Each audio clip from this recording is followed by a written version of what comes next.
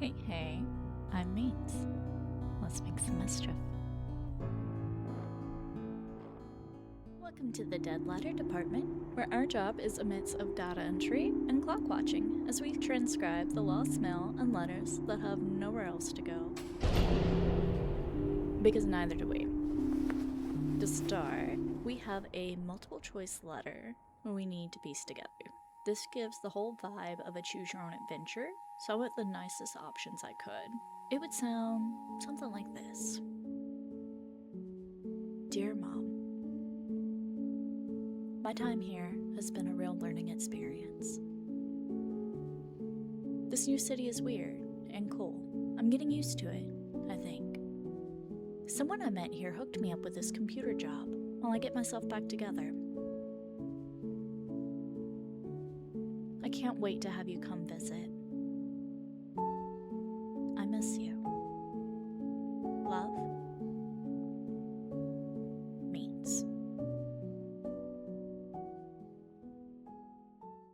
That's just kind of what it sounds like in my head. Now, let's burn that letter, because it has nothing to do with the game at all, and did not come back up during the demo. Is it possible that the letter choices plays a role in the actual game story? Sure, but I can't confirm that, so I'm not going to assume it was anything more than wasted potential.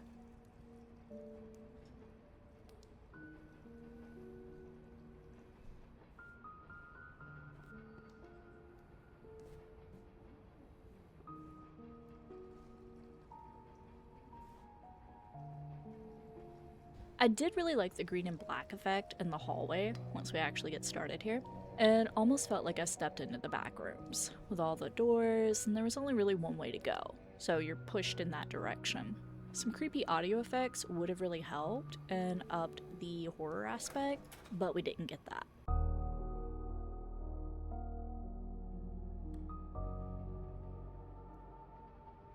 For the demo itself, it gave me around 30 minutes of playtime. Not gonna lie, part of that was some of the writing being illegible, which was intentional and really set the scene for some creepy gameplay. You have to zoom in parts, or, it could have made it creepy if the game had gone in that direction.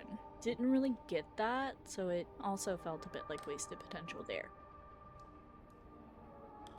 Most of the demo itself centered around data entry, so typing in the highlighted text that you see on the letters. The toggle for address suggestion was cool. It did help figure out some of the more smeared addresses later on. Would have also been really cool when you zoomed in if, things had popped up. But we'll get to that. Now, if anyone's going to stream the game, especially if you're a VTuber, I'm going to recommend not forgetting your hotkeys for your model settings. So your layers, your ears, your outfits, your scenes. I can't tell you how many of those I turned on during that 30 minutes. I think the little ears that just pop up, even completely took off my preset for my model, went back to Prism's just basic white hair. So, good thing we were doing this in a recording and not a live stream.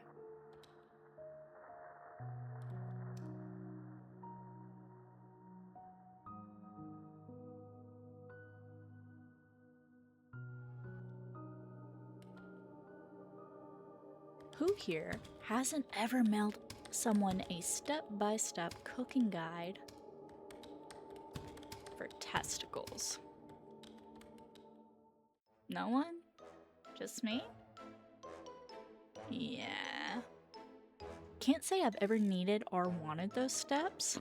Now, rest assured though, the boiled testicle recipe takes the cake for the most unsettling part of the demo. And the suggestion to fry them, then garnish with a fresh lemon wasn't even highlighted. So unless you're me or, just curious or nosy, you would have missed that step. But that being said, Rocky Mountain oysters, anyone?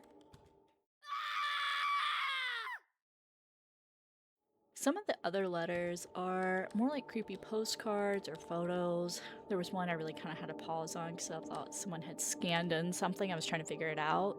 Occasionally there are screen glitches. We'll have kind of lighting changes back behind the monitor. And outside of that, you do get the sideways text on one. There was a description of a murder and cannibalism in another little letter we had to type out. Honestly, nothing worse than what you'll find described in a Netflix documentary. One thing I would have loved, and that's what I kind of touched on earlier, would have been a really good jump scare for some of the addresses that I had to zoom in on. So when the writing is smeared and not legible, you have to zoom in to get a clear idea of what you're typing, see it a little bit better.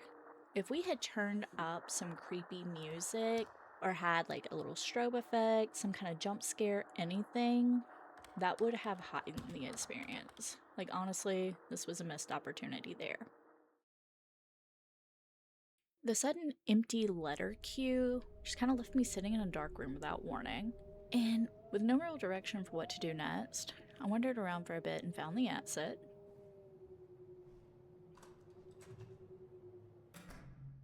Nothing that happens next made much sense to me, but it definitely looped back into the backrooms vibe. Could have done more with it, but maybe that was just for the demo? I'm not sure.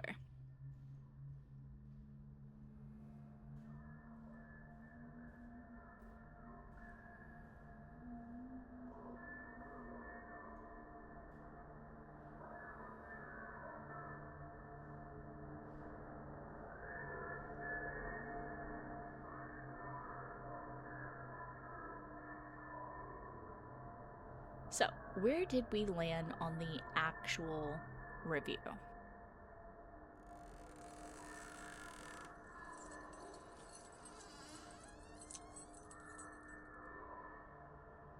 I'm gonna have to go with 2 out of 5 knives for a shallow cut.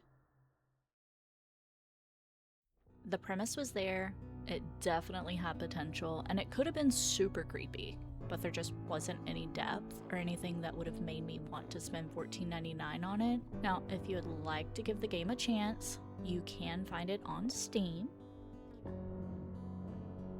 That's the cut.